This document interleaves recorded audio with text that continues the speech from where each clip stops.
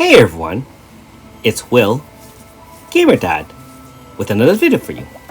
So in this video, we're going to take down the second of 5 super bosses in the game, and these are the newest ones as of 2.8.5. This is the early version of Imbrium Basin. Now, if you remember the regular one, that's in the future in Last Island. So this one's going to be a lot more powerful than the original one. Again, like the first geometric artificial spirit boss, we do have RNG to deal with. It has a lot of different moves.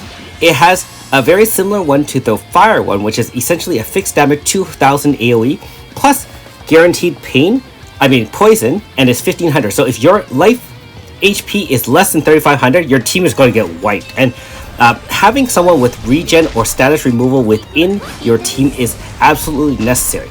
I have Meryl with Pure Cradle as well as Cure Leaf. However, I would highly recommend using someone like Yuna if you have her instead. Also, I do recommend for most of these fights to have 2 zone setters if possible. And I'm just very fortunate that when I did set up Magic Zone early, I didn't get hit by some of those poison attacks.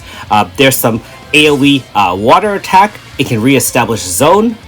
You can see it can establish, it can actually do move locks as well. So there's quite a few different moves that it has in its disposal, and is very, very dangerous. So highly recommend powering it down as usual, regen, status shields, and like I said, the ability to re-establish zones. So there is the 2000, and if you're wondering why some of them didn't get hit by the poison, I do have the new Moonlight or Moon Realm armor.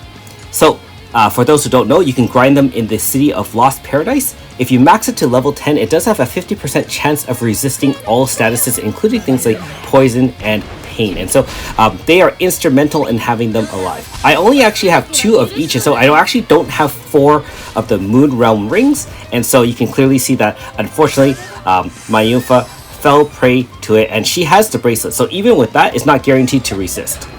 That being said, we have still a Magic Zone setter, and we just have to, again, rely on RNG to not die. So this Goldilocks one is actually one of the least dangerous ones. It only applies poison and status, and the poison again hits for 1500. But instead of hitting for 2000 plus 1500, well, you know, we are able to survive. And as long as we can cast Pure Leaf and other heals, we are still in the clear. Keep in mind that with this team, I actually have multiple healers. Rosetta AS can heal actually if you use Codex. You do have Restablishment with AS Clark. You of course have Meryl as a healer, and you actually have AS Myris as a healer if you want as well. So having a lot of redundancy is actually very key to this fight. It does have a water AoE as well, although in my experience I didn't find that as nearly as often as some of the other moves in its disposal. This is the 3 times random single target hit, and you can see it move locks as well. It can be cured, like I said, with Cure Leaf. So again, one of the less dangerous ones. Certainly the permanent poison is one that I think is common to all the super bosses, and like I said, if you can't remove them with either someone like Yuna, either in either form or with Meryl, you're in a world of hurt. If you have gear or Grasta that can increase the max HP of your team, you can do so and equip it on your team. However, you usually will now have to give up slots, for example, for Pain Grasta or Poison Grasta or whatever Elemental Grasta to enhance your team. Now here we're extremely fortunate to not have died there with that AoE kind of drop attack. And I think it's a magical attack, which is considering we have Magic Zone and enhances all magic attacks by 30%, well, again, I said, we're lucky we didn't die.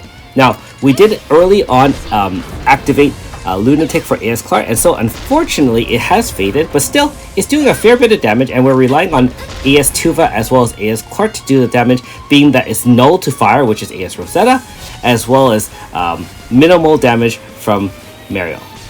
However, we were able to squeeze by, we were able to conquer RNG in this case, and get a new Power of Rapids Grasta. So these are tier 3, 30% Grasta. They can be equipped on any weapon type, so instead of the ones where it's Power of Rapids Lance, for example, you can put it on any unit. So not too bad at all as a reward.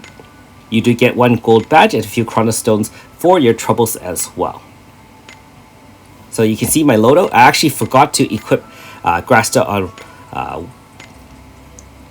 AS Myris. However, like I said, we squeezed by, and although not a pretty fight, as long as we're victorious, that's all that matters, of course, right? Anyways, thanks for watching. We'll see you next time.